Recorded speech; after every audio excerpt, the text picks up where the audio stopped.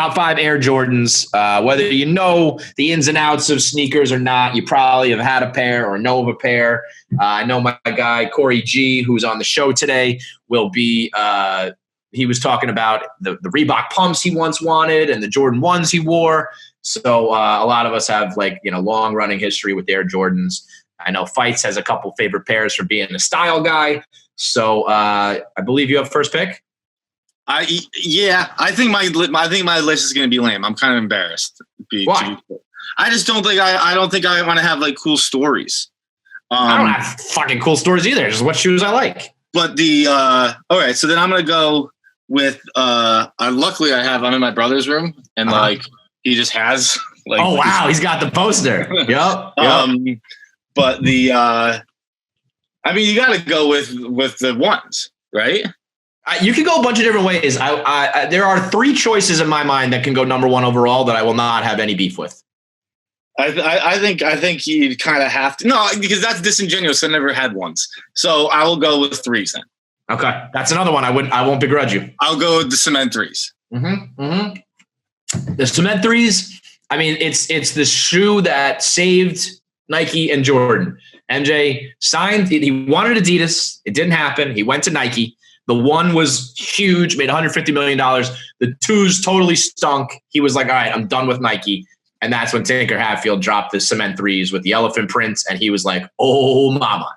So what's the Jordan 2 then? If the Jordan 2 stinks. It's the most nondescript, it's not even on this sheet. Yeah, it might be on there, but I couldn't, I could tell you patent leather or elephant print or whatever, and the 2 has nothing like that. It's just it's got this thing that's supposed to look like wings, kind of. They're just blah. I think 2s and 9s are maybe the worst for me. So the fact that they followed up the 1s with such a clunker. My first pick then, I don't want to. I feel like I'm just handing the 1s back to you, but my personal favorite. Forever and always, the Concord 11s, the black patent leathers. I was 12 when those came out, which was peak, basketball. And I wanted to get cool sneakers, and that black patent leather, that shiny look was unbelievable. So, and then, since then, I feel like they did the Bread 11s, they've done the Space Jam. So I think 11 is my choice. All right, I'm going to be Kai. I'm going to hand the 1s back to you now because I never had them. So it's just fake if I take them. Yeah. 5s. I don't like 5s. And people hate me for 5s. People hate me for not liking 5s. Let me make sure I'm saying out the right ones then. You are. I think you are. Maybe 6s. 5. No, I don't like the 5s. I don't like the 5s. 6 and 7 to me look like identical. No. 4s? You probably like 4s. Yes, it's the 4s. 4s with the triangle thing on the side there? Yeah. Which 4s did you have? I think I always only had black and red. Black and red, yeah. The Bread 4s are another powerhouse one. In that case, I will take the 1s because I do like 1s. I do have 1s. I think at the end of the day, it's whether you go high, low, even mids. I know mids don't get a lot of love. But I think that's the one, is a shoe that anybody can wear. When people tell me, I want to get sneakers, but, I'm older, I'm a white guy, I want to look, reasonable, I don't want to look silly, I tell them the 1s because it's, maybe the high tops are a little too much for you, but it's just like having a dunk. It's just like a swoosh, couple different colors, couple different panels, and you're good to go. It's the most versatile shoe of all time. I think, so I'm learning 2 things right now. One, I didn't have as many Jordans as I ever thought. I was never a huge Jordan guy, not an anti-Jordan guy either. But I never really had the basketball look. Mm-hmm. So you're a basketball player, right? Yeah. So I always kind of liked a different style shoe. As I'm looking at it, I'm like, wow, I never really had these. Were there any pairs you ever wanted that you didn't have? No, I don't think so. Yeah. I actually like the 12s. I don't know if the 12s are a popular one, but I like the 12s. They did. Did Drake do the what's his company? OVO. He's done OVO 10s. I think he did 12s too, though. Yeah, I think he did. almost positive he did 12s. Yeah. Yeah. The OVO 12s are like the white with the gold like trim on them.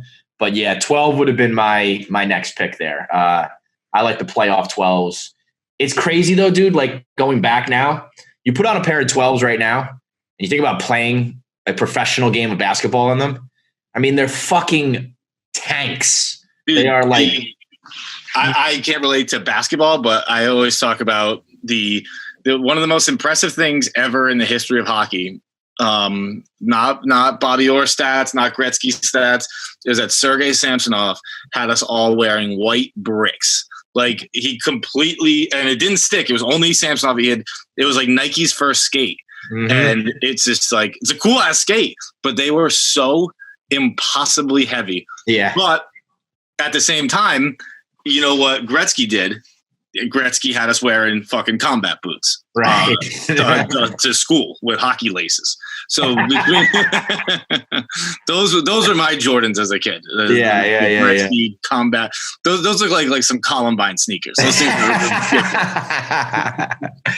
are with 12s off the table, I'll go with. I've never had these, but I've always wanted to check it off. 10s. I think I'll go with 10s, which I think is a little, it's like a frowned upon 10, but there was the city, they had different city colorways. And like, it was, again, for me, it's all about like the timing. Like the 10, 11s was like at MJ's peak and retirement and comeback and all that shit. So I remember the 10s at that point being like the shoe that everyone had that I didn't have. The crazy thing about the 10s is the bottom is the coolest part. The bottom just has like rows of all of his accomplishments, like his titles he won, the MVPs he's won, the gold medals he's won. So when your feet were up, it was like that was the coolest part. But I'll go 11 1s 10. Okay, I have the. I think weirdly this was my first pair of them, 9s. Really, 9s? I hate 9s. Yeah, you have 9s? I think they're still actually right here. 9s were like the Baron 9s were the first, like Birmingham Barons, the colorway of the White Sox minor league team that he had. You got them on hand?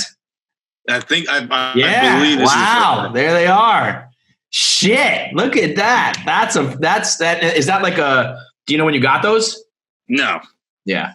Cause that's like, those are a fucking relic right there. Those are rarely retroed. The 9s. All right. In that case, I guess I'll take the 5s. I don't love them as much as other people do, but the 5s to me, kind of a very 90s high top, big tongue, some flashy colors. I don't love the 2-3 on the side.